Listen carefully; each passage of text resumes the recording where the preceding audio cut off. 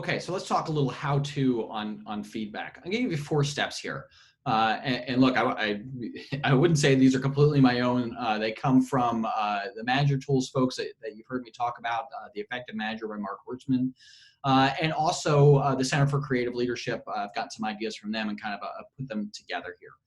And so here's what we do. It's a kind of a 4-step process here for giving feedback. And again, feedback given frequently and about particular behaviors, and given in an emotional way that comes from a place of love, not from a place of anger, right? If you can't give feedback from a place where you can laugh about it, or you could just say, hey, no big deal, we're just talking about the future here, then frankly, you have no business giving feedback. So first thing is you're going to give a cue for feedback, right? And so it might be something like, can we talk for a minute?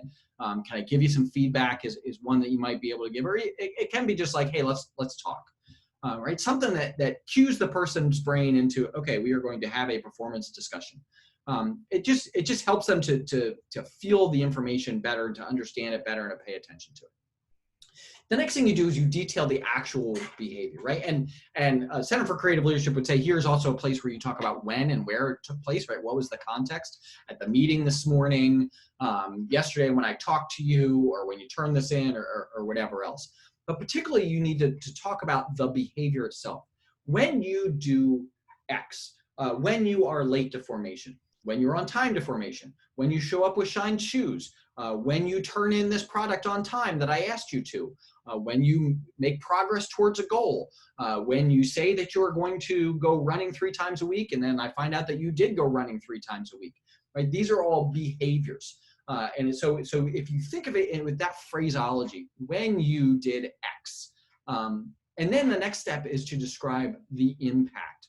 When you did X, this is what happens, right? When you said that you were going to run 3 times a week, and I see that you're actually running 3 times a week, that tells me that you're really dedicated to the goal and you're making good progress towards achieving your goal for the semester. When you show up on time for formation, it shows that you're really paying attention and striving to do good things. When you don't show up on time for formation, it kind of makes me look bad, makes the squad look bad. It looks like we're not really doing well. What's another example? When you show up late, when your shoes aren't shined, right? That tells me that maybe you're not really paying attention to detail and finding the time to present that professional military appearance. When your shoes are shined at formation, it tells me that you are taking the time to really to develop yourself professionally and have that professional appearance. So I hope you're getting the gist here of it's detailing a specific behavior and then talking about the impact. When X happens, when you do X, Y happens, right? And so talking about that impact. And here, honestly, this is where you can talk about, maybe it's I get the impression you have a bad attitude, or I start to think you're lazy, or other people start to think you're lazy, or question you being here, or whatever else, right? Or can see that you're really dedicated to your goals, or can see that you're really getting this idea of being professional and being part of the team. Right? And so here's that part where you might say, well, my inference from this behavior that I saw is this other thing, right? And this is the impact that it had on me, or it has on your teammates, or it has on anybody else. And then the fourth part, and this is really important, it's looking to the future, right? And it might be as simple as, keep that up, keep going with that, good job, right? Here's this focus on, you did this thing. Let's focus now on the future, on where it's going, right? Or what can you do differently, right? And this is particularly for negative feedback, right? What could be better? What could you do differently next time? Now, when we're adding this question in here, up to now we've not, other than can I give you some feedback, or can we talk for a minute? We haven't really talked about asking a question. These are all statements, and here's what's important here is none of this is things that should engender an argument, right? Again, this should be done with the lightest of touches, trying to keep as positive an attitude as we can, right? When you show up late to formation, it makes us all look bad and makes it appear that we're not paying attention to detail, right? And what's a good response to that? But my professor held me over, or I really tried this time, or I overslept, or my clock went off, or whatever. Midshipman so and so held me up, or Lieutenant so and so held me up, and it's not my fault, right? And again, we get to that fundamental attribution error. Everybody's going to make that fundamental attribution error of the system, it's not me, right? And look, and you can acknowledge that, and that's fine, right? And what's really important here is, as the leader, not trafficking in, it's not about excuses per se, it's not trafficking in intentions. You assume good intentions, right? This comes from a place of love. Assume the good intentions that, okay, yeah, I get it. Like, I didn't say that you're a bad person, or even just blow it off as, look, it's not a big deal, right? We're just talking about this thing.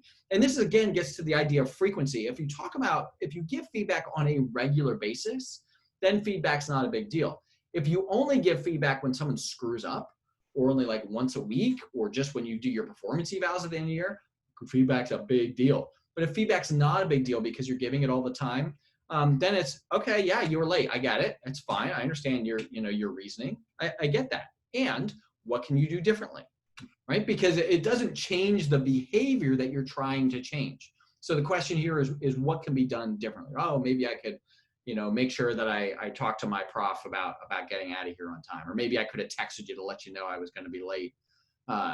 For accountability purposes, or whatever. Or maybe I could take some extra time to shine my shoes tomorrow night, or I'll make sure I do it tonight, or whatever, right? So now you're getting this commitment from this person about future performance. So again, don't get dragged into a discussion about intentions.